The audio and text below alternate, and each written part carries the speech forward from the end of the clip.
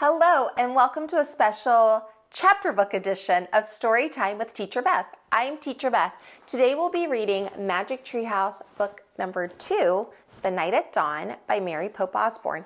If you have a copy of this book and you'd like to read along, go ahead and grab it now. Otherwise, you can check out the link below where you can find your own copy. Chapter 6, ta-da! In the torchlight, Jack saw 3 huge men standing over him.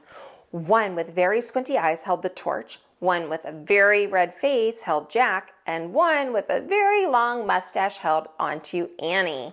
Annie was kicking and yelling. "Stop," said the one with the very long mustache. "Who art thou?" said the one with the very red face. "Spies, foreigners, Egyptians, Romans, Persians," said the one with the squinted one eye. Said the squinty-eyed one. "No, you dummies," said Annie. "Oh, brother," Jack muttered. "Arrest them," said Redface. "The dungeon," said Squinty Eyes. The guards marched Jack and Annie out of the armory. Jack looked back frantically. Where was his backpack? "Go," said the guard, giving him a push. Jack went. Down they marched, down the long, dark hallway. Squinty, Annie, Mustache, Jack, and Red. Down a narrow, winding staircase. Jack heard Annie shouting at the guards, "Dummies! Meanies! We didn't do anything!" The guards laughed. They didn't take her seriously at all.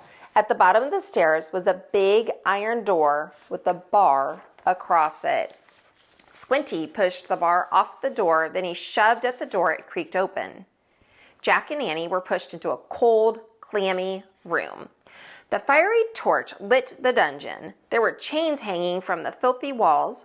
Water dripped from the ceiling, making puddles on the stone floor. It was the creepiest place Jack had ever seen. "We'll keep them here till the feast is done, then turn them over to the Duke," said Squinty. "He knows how to take care of thieves." "There will be a hanging tomorrow," said Mustache. "If the rats don't get them first," said Red. They all laughed. Jack saw that Annie had his backpack. She was quietly unzipping it. "Come on, let's chain the 2 of them," said Squinty. The guards started toward them. Annie whipped her flashlight out of the pack. "Ta-da!" she yelled. The guards froze. They stared at the shiny flashlight in her hand. Annie switched the light on. The guards gasped in fear. They jumped back against the wall. Squinty dropped the torch. It fell into a dirty puddle on the floor, spluttered, and went out. "My magic wand," Annie said, waving the flashlight. "Get down or I'll wipe you out." Annie fiercely pointed the light at one, then the other. Each howled and covered his face. "Down, all of you, get down," shouted Annie. One by one, the guards laid down on the floor. Jack couldn't believe it. "Come on," said Annie to him. "Let's go." Jack looked at the open doorway. He looked at the guards quaking on the ground. "Hurry," said Annie, and one quick leap. Jack followed her out of the terrible dungeon.